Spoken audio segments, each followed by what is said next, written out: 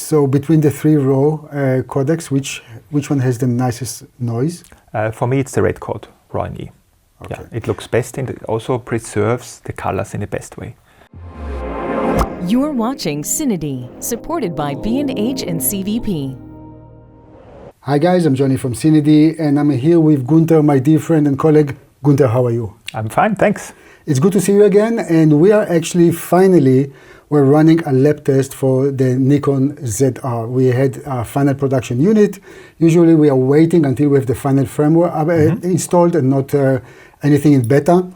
And I think you came up with very interesting findings. But before we even start, tell me why our lab test is so important for the industry. Yeah, I think it's related to the fact that dynamic range is something which is not that easy to measure properly, and there's also no ISO standard for moving images. Yeah, for still images there is one, but not for moving images. And in moving images you basically have the highlight threshold clear. I mean, everybody understands when something is clipped in the highlights, great. But then you reach into the shadows. And in the shadows it makes a big difference in a moving image the type of noise that the camera displays, and the type of noise can be a good or a nice organic noise, and which still allows you to reconstruct some of the shadow details, and other types of noise can be very blotchy and it's not possible to retrieve shadow details, the image is corrupted. And this sort of ambiguity in a sense that how do you judge if an image is still usable or not makes it difficult to measure dynamic range. Nevertheless, we tried, of course, to standardize it. So we have implemented a few years back a standardized studio scene, and we have basically three elements of our lab test. Rolling shutter, that's fine, that's easy to measure. IMA test. IMA test? Yeah, IMA test is the second one. For dynamic range. Yeah. Dynamic range.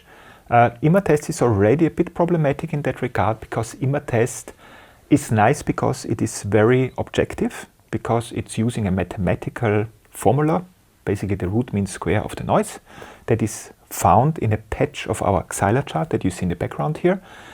So it's a mathematical representation of the noise, but it cannot judge if that type of noise still allows to reconstruct shadow detail in post or not. So it will just give you an idea how noisy each of the patches is. And camera manufacturers can, of course, not cheat, but process the image in a way that IMA test yields higher scores. How can it be? That's a question I get a lot from readers. How can a dynamic range be influenced by noise reduction? I mean, either it is a dynamic range or not. True, but what does it show actually? Its dynamic range basically gives you the ratio of signal to noise. Signal means the luma value the camera sensor captures divided by the noise. And the noise, of course, can be expressed in mathematical terms. So if you have, like, on top of your equation the luma value will be the same in neighboring pixels. If you divide it by the noise, if you reduce the noise, the whole thing becomes bigger. So basically the mathematical representation for dynamic range shows a higher value. And this is why camera manufacturers for internal codecs, of course, like to add noise reduction to get higher scores.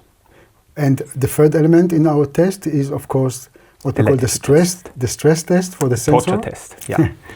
Torture test, yeah. This is basically our Latitude test, and this is a very revealing test because it shows how well the whole image pipeline, from sensor to signal processing to finally the codec that is then at the end on your CF Express card or whatever, how that behaves. So of course a lot of technical stuff here already. For me personally, when we saw that manufacturers started to use dynamic range as a marketing tool, that's where we stepped in and we decided to try to standardize it and do this, because I think everyone, of course, our dear audience, deserve something which is neutral in the sense of testing, and we're not trying to sell anything. And because we have such a huge database by now, people can really compare. But please, if you compare, it should be apples to apples and oranges to oranges. True. So, yeah. Okay, good. Yeah, apples to apples, what does it mean? Always compare a RAW codec to a RAW codec, or an internally compressed codec to an internally compressed codec. What is the difference? A raw codec tries to preserve the original characteristics of the sensor as much as possible, including the noise, versus internal processed codecs typically add a lot of post-processing noise reduction, and so then it's not the original sensor profile anymore. Okay, so let's start with the Nikon ZR. Very popular camera in the last few weeks, since it was since September when it was first introduced. A lot of hype, a lot of marketing stuff around it. My personal, of course I was working with it and I made a review, and I say personal because it's a subjective thing sometimes. Yeah. I hope that I'll be able to publish the review together with the lab test that you and Florian conducted. But the thing is, let's start with the rolling shutter of the Nikon ZR. How do you find it, and how do you evaluate it against other cameras? Yeah, that was a very positive surprise. In essence, we talk about the full frame sensor, 6K full frame sensor here, and the full readout speed of a full frame sensor is typically more or higher than on smaller sensors like APS-C or Micro Four Thirds sensors. And in that regard, the Nikon ZR fares very well. It's got 9.4 milliseconds of rolling shutter for a full sensor readout, which is a very good value for full frame cameras. So far, the Sony A7 III is leading the pack of consumer full frame cameras with 8.6 or 8.7 milliseconds, so very close. But of course, there are professional cameras like the Sony Venice 2, which have less than 2 milliseconds, and we have to mention it, the global shutter cameras. Of course. Okay, so then it was very much to the point, and let's move onward for the very interesting dynamic range test that you conducted. So first of all, I see in the chart that or in the slides that you made, that you are mentioning SNR1 and SNR2. Yeah. Meaning on almost every test that you make, there are two answers, let's call it. So what is SNR2, what is SNR1, and what's the difference between them? Yeah, basically SNR is the abbreviation for signal to noise ratio, and you can basically view it best when you look at the waveform chart that we also publish. Always you see the stops distribution, you see it in the Xyla chart below. The lightest patches or the highlight patches are on the left, and then you go down to the shadow patches, and then you see something like a noise floor. That's basically where the patches basically vanish in the noise of the camera, and this noise floor represents sort of the signal to noise ratio of 1, so they are both on an equal level, so the stops go below the noise at the noise floor. Signal to noise ratio of 2 means that you have twice the signal or luma value than the noise, so it should be a stop that is above. And typically we say that all the stops that are above the noise floor should be usable stops, in a sense you can use it as they are not too noisy. You can also with some post noise reduction make it very usable. But if you have a good image pipeline to the codecs, and the codec is preserving the noise, the original sensor noise, in a very good way, what typically raw codecs do, then you can even go dig into the noise floor itself, where additional stops are buried inside the noise floor, and then you can also carve out some of these stops and make it usable. But signal to noise ratio of 1 is sort of the threshold. Okay, so usually manufacturers will test their cameras with SNR1? No, there's something else, because a lot of manufacturers, of course as a manufacturer you try to publish the highest number that is possible, and so they typically also look at how many patches can a camera detect on the chart. And that number is typically higher because also inside the noise floor you can still see some patches of the Xyla chart.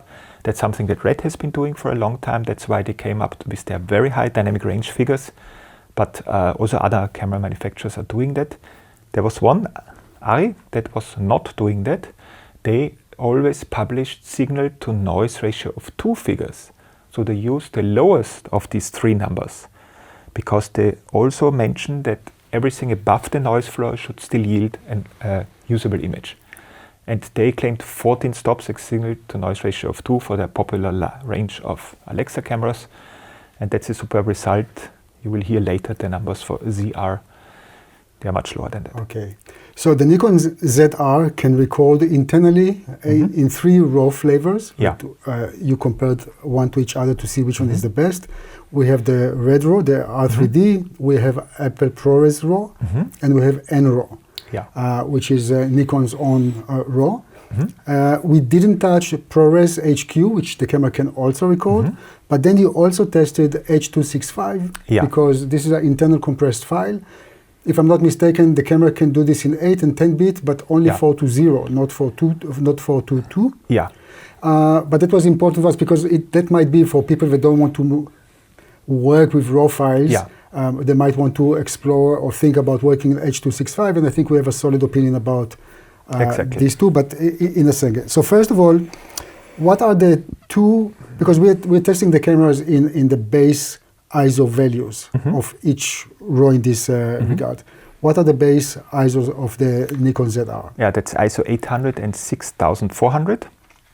And we tested them at both ISOs. These are supposed to be the native ISOs of the camera sensor. Native ISO means that the whole circuitry of the sensor is optimized for these 2 ISO values. And that's typically a very good thing because you can switch between the 2 without too much loss of image quality. We will touch in a second which ISO value is better to work, because that's also quite evident from your test, if the 800 or 6400. One more question, because when you develop the results, you always tick the noise reduction in DaVinci Resolve off. Yeah. Why is that? Basically, I want to get as close as possible when I do my IMA test results, as close as possible to the original sensor noise that it shows. And this is why we always do our tests without any noise reduction. And in the red RAW pipeline, there is in the RAW tab always a chroma noise reduction that is enabled by default, and this we turned off.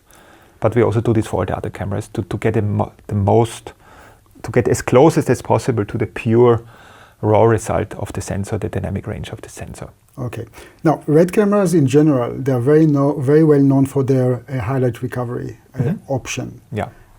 This camera or the files here also have this, and if yes, how do you treat those? Yeah, it's actually not an option. It's built into the IPP2 color pipeline of RED. So whenever you use a camera with the new IPP2 camera color pipeline, the highlight recovery is built in. What is it? It's actually a way that you look at a certain luma value that is close to clipping. You would at some point already clip, like for instance the red channel or the green channel of your footage. And the recovery basically tries to reconstruct these color channels by looking at the luma value. And this works actually very well. So you can still retrieve details from highlights, but of course the color accuracy is gone. So you have to be careful in exposing. But on RED cameras you have these traffic lights, and it shows you very well how you can expose the footage. There was a big surprise with the Nikon when we looked at it in our lab environment, because we first set, for the Latitude test, we always set the lighting in our studio setup such that on the forehead of our subject we are close to clipping but not really clipping. So the red channel, that is the highest at 5600, should still be intact. It was intact with Apple ProRes RAW. Then we switched the camera with the same exposure, same light levels to Nikon or REDCODE RAW R3D NE. And that's not Nikon edition, as I learned on Red's homepage. It's called Nikon EXPEED because it works within the limitations of the EXPEED processor that is in the Nikon ASIC. And here we found that at the same exposure levels, we have already clipped highlights. And the red highlight recovery is active also in the Nikon ZR. So just to summarize this, we also reached to Nikon to understand what's going on. And I mean, I know we are jumping a little bit now to the back and forth. Yeah, to the Latitude test. But what was Nikon's response to this? Yeah, basically Nikon said they've intentionally did that. So it means actually that you have to lower your exposure by 1 stop when you use the camera with REDCODE RAW. Lower the exposure by 1 stop, then you are outside again of the highlight reconstruction zone for a scene that would still not be clipping in ProRes RAW as mentioned. What they also did is for compatibility, of course, with the RED workflow, they they are remapping all the code values to lower levels to be compatible with the RED workflow, because the log 3G10 gamma curve of RED has everything shifted down in the Luma code values as compared to other codecs. So the clipping occurs like 90% Luma value, as opposed to Apple ProRes RAW, where the clipping is at 100%, and also Nikon RAW. Okay, good. That's very nice So be to know. careful. But be careful. But let's continue quickly with the DR test, the dynamic range test. So first of all, between 800 and 6400, which ISO would you recommend to work with? Yeah, if you can, ISO 800, of course. The lower ISO value is always better. You have lower noise levels, and we got a RAW result, and now I have to mention which RAW. So the REDCODE RAW NE R3D gave us 10.2 stops at a signal to noise ratio of 2 and 11.5 stops at a signal to noise ratio of 1. And typically we compare the 10.2 value to other cameras, and here we have to say this is an average result. Very average. Very average result. It's a RAW codec, yeah? So we have to compare RAW to RAW. If we just look at the recent Panasonic S1 II, for instance, it showed 2.5 stops more dynamic range at the same signal to noise ratio of 2 value. It showed 12 to 9, almost 13 stops of dynamic range here. Why are we comparing those cameras? Maybe we can kind of tell the whole story. I mean, it's not a secret that the Nikon ZR is basically using the same components of the Nikon Z6 III. Exactly. And which is the half partial stack sensor, which is very similar in terms of, again, every company is implementing it differently, as we can see. But it's a very similar, I guess it's very, very similar, no? We don't know. We can assume it's maybe similar to the Panasonic S1 II. We don't know. We don't know. But in essence, it sort of seems to be a trade-off always between readout speed, which is very good, as mentioned. To rolling shutter, I guess. To rolling shutter. Okay. So readout speed versus dynamic range. If you have a fast sensor with a fast readout, you get a low dynamic range figure. If you have a slow readout speed, you get high dynamic range figures. Panasonic did a clever thing. They basically gave users an option. You want to have a dynamic range boost.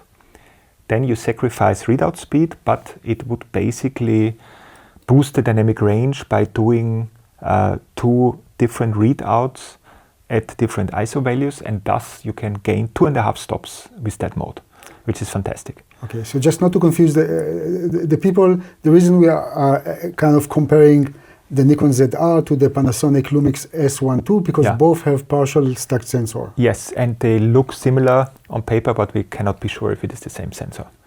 Okay. But basically what we can conclude is Panasonic is like... the implementation is different. The implementation is very much different, and they are able to get much more out of this similar sensor. Okay, so my next question will be, because Nikon is claiming 15 plus stops of dynamic range, and you mentioned now 10 point, and 11 point. Yeah. This is a huge difference. So that's where marketing kicks in, or do you see any reason why they would have come up with such a number? Let's call it marketing. Okay. Because I mean, if you could, it's a huge difference. Maybe they looked also at the maximum detected patches, could be like RED is doing. But again, that's exactly the reason why we do these tests, to levelize the playing field, test all the cameras at the same conditions, and now you can compare. Okay. How about the ProRes RAW and Nikon NRAW? Are they any better when it comes to dynamic range? No, actually they are slightly worse. So the REDCODE RAW NE implementation here, because also they recover the highlights, so that it tricks ImaTest into higher scores, because it thinks that that stop is still intact, where the highlights are already reconstructed. So we get slightly higher numbers. The Nikon NRAW, for instance, gives 9.7 stops of dynamic range at a signal to noise ratio of 2. So that's about half a stop less than the REDCODE RAW NE. And ProRes RAW is only slightly worse, about 0.3 stops less. So the signal to noise ratio of 2 is the same, 10.2, but the higher value is 11.2 instead of 11.5. Two quick questions. One, how is it compared, maybe you remember, to the Nikon Z6 III? It's more or less similar? It's exactly the same. Okay. Exactly Of course, rolling shutter and also dynamic range with IMATest on NRAW is exactly the same. Okay, because of course the Nikon Z6 III doesn't have the R3D of course. RAW. Yeah. Yeah. Yeah. So you're not only looking at patches when you do this in the dynamic range, you're also looking at noise in general, the pattern of noise. Is there anything here that you discovered? Which codec, which RAW codec behaves better to noise? In essence, despite the fact that REDCODE RAW NE sacrifices something in the highlights at the same exposure levels compared to the other RAW codecs, as mentioned, one stop, we still see that actually the REDCODE RAW NE is superior to other RAW codecs. How do we see it? That's in our Latitude test. In the Latitude test, we basically have a maximum exposure level, as mentioned on the forehead of our subject. We try to be at the cusp of clipping, and then we start to underexpose by first stopping down the iris of the lens by one-stop increments, and then until we reached T8 or an f-stop of 8, we then double the shutter speeds. And this way we can get we can go down to 12 stops of underexposure, for instance, and then we normalize these shots again. So the overexposed shots are normalized to a base exposure level, and the underexposed shots are brought up and again normalized to a base exposure level that we arbitrarily set at the 60% luma value for the skin or the forehead of our subject. And of course, especially if you normalize the shadows again or bring up the underexposed shots, you see the noise. And that's exactly what we judge in the Latitude test. You see the quality of noise in the underexposed brought up shots. So is it a fine, nice noise? Is it more luma noise, or is it large patches of chroma noise, so colored noise? And that's really the test, and the torture test that we do. And it reveals everything. So between the three RAW codecs, which one has the nicest noise? For me, it's the REDCODE RAW NE. Okay. Yeah, it looks best, and it also preserves the colors in the best way. You can see in the CineD Lab Test, in the article also, we show you the shots, the underexposed shots brought up, and you see that all the other two RAW codecs become greenish, whereas the REDCODE RAW NE sort of keeps the colors intact. So very nice. Not easy to keep Gunther on track. He really loves the Latitude test, and I'm trying to get him back to the dynamic range, which of course it's kind of easy to. But anyway, you also tested the H.265 compressed codec, the dynamic range of this one. Yeah. What did you discover? Yeah, here that's an internally compressed 10-bit codec, and typically manufacturers can do whatever they want with that codec. I mean, also with the RAW codec, of course, but there's always a risk that the manufacturers overdo it with the noise reduction. And you can see it clearly with the H.265 codec. They tried to apply a lot of noise reduction. That means that the IMATest scores will be high. Yeah, remember we get then here 12.5 stops at a signal to noise ratio of 2, which is actually a very good result, but it comes at the expense of detail. Because if you apply too much noise reduction, details get lost. And you see it also very clearly in the IMATest result. In the lower right-hand corner, there's a noise spectrum graph, as it is called. It shows how well the signal amplitude, so the difference between a black and a white line in the image, the signal amplitude is preserved to high frequencies. And if that amplitude gets lost, then it means that at high frequency, which is high resolutions, you cannot discern the details anymore, meaning the details are lost. And you see it clearly in the H.265 implementation. Looks like they wanted to get a high score. For this camera, the cinema camera, it has an even higher score than the Nikon Z6 III. We only measured it at 11 point something, but they didn't do it any good, because to me this codec is almost unusable. I mean, if you're up for details, you have to use the RAW codecs, not this one. But you know, sometimes there's a bit different between looking at things at the chart and then in reality. So what you mean is maybe you will consider if to use it at all. On the chart, it really looks not so good. Yeah, you can see a lot of noise processing, meaning it should render everything for noise in a lower. You get lower details. You get like more plasticky skin tones and stuff. So doesn't look good to me on chart, but up for you. You know, one of the things that I'm kind of mentioning in my review it seems like there is no solid middle ground for that camera when it comes to recording codecs. Yeah. It's either the low end, Yeah. H.265, which is really compressed, and as you said, lots of noise reduction. Lots of noise reduction, and then the higher one, three types of RAW. Yeah. And I think we both like the R3D. And then you have the ProRes HQ, which still is kind of a high data rate codec, and that's it. There is nothing really in the middle for run and gun. Yeah. Yeah, or other scenarios. You know, I'm a wildlife filmmaker. I love wildlife. So for me, RAW is out of question because I fill up my cards too fast with RAW. For instance, Panasonic has this H.264 422 4K mode. And that has 150 megabits per second, which is nothing compared to any RAW codec or whatever. And for me, this represents a solid middle ground. You get a very solid 4K image with 422 subsampling, 10-bit, at a low data rate, which is completely usable for all sorts of scenarios. And a 1 terabyte card yields 14 hours of footage. So not like 1 hour. What is it, 20 minutes with the RAW codec? No, I mean, actually, it's not so. I can't remember by heart. And again, I have to be completely clear that we are working with the capacity of cards that we are using. We're using Angelberg cards that are 2 terabytes and they're the fastest. So it's not that we are always looking at capacity here. Yeah. Because it's not that we are out and about for a very long time. You know, we're doing tests like this or mini documentaries that will take 1-2 days and then we are back, and it's all within the reach of those cards.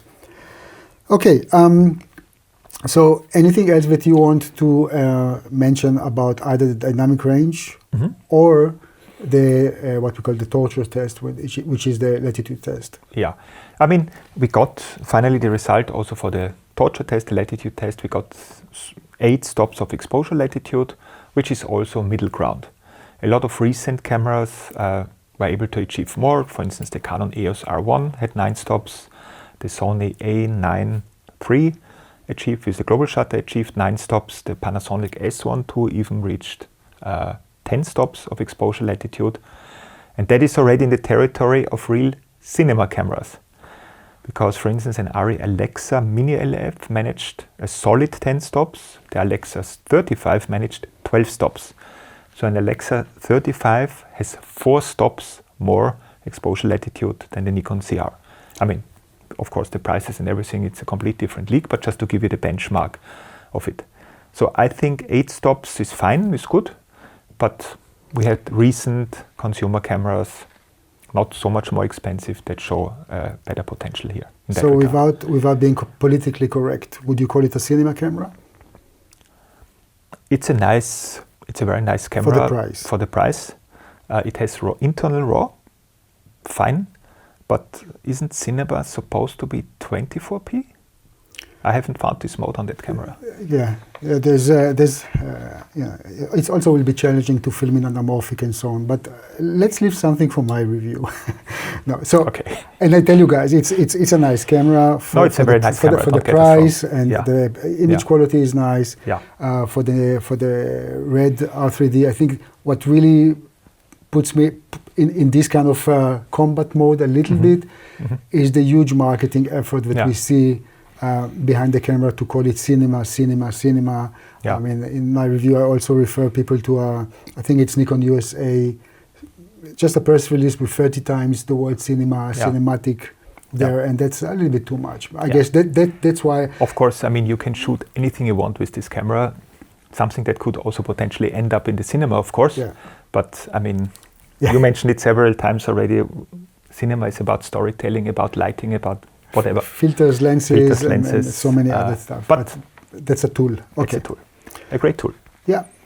Okay, Gunther, anything else I forgot? I think we covered kind of we covered everything. And if you want to dive a bit more, of course, we have the lab test article in the CineD site. You can ask questions there. We always have a very active conversation with the lab tests. There are sometimes like 70, 80 comments, replies, and so on. So I think it's nice to visit the site, have a look, and also comment if you like. Yeah, great. Gunther, thank you very much. Always a pleasure talking to you. Thank you. Guys, thank you very much for watching, and please don't forget to subscribe to our YouTube channel. Thank you.